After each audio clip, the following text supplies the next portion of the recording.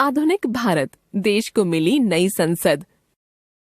दीवारों और गलियारों में अखंड भारत की झलक, समुद्र मंथन जैसी कलाकृतियां और देश के महानायकों और सांस्कृतिक विविधता को दर्शाती संसद भवन की नई इमारत आधुनिक भारत के साथ विरासत का सुंदर समागम है।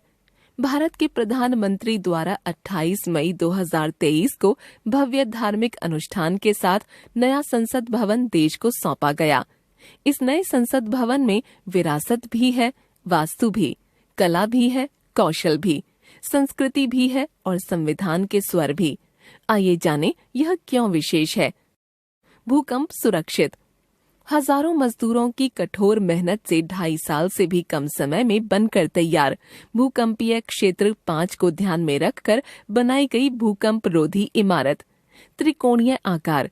यह आकार में त्रिकोणीय है क्योंकि यह त्रिकोणीय भूखंड पर बना है।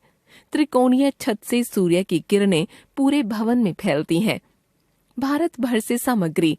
निर्माण में भारत भर से लाई गई सामग्री का उपयोग धौलपुर के बलुआ पत्थर, जैसलमेर के ग्रेनाइट, नागपुर की सागौन की लकड़ी, भदोही के कालीन।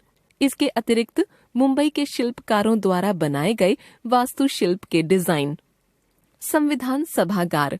नए भवन में बनाया गया संविधान सभागार, जहां भारतीय लोकतंत्र की यात्रा का दस्तावेजीकरण किया गया है। राष्ट्रीय प्रतीक या चिन्ह।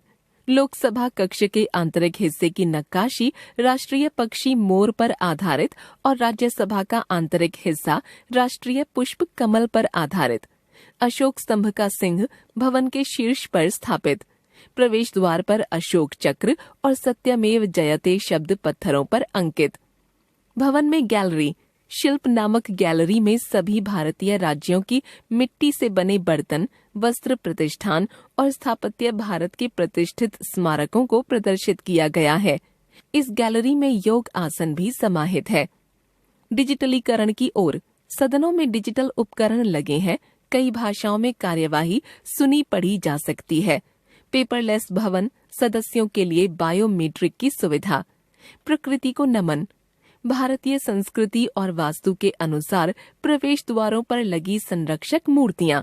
मकर और हंस, जल को नमन। शार्दूल और गरुड़, नभ को नमन। अश्व और गज, थल को नमन।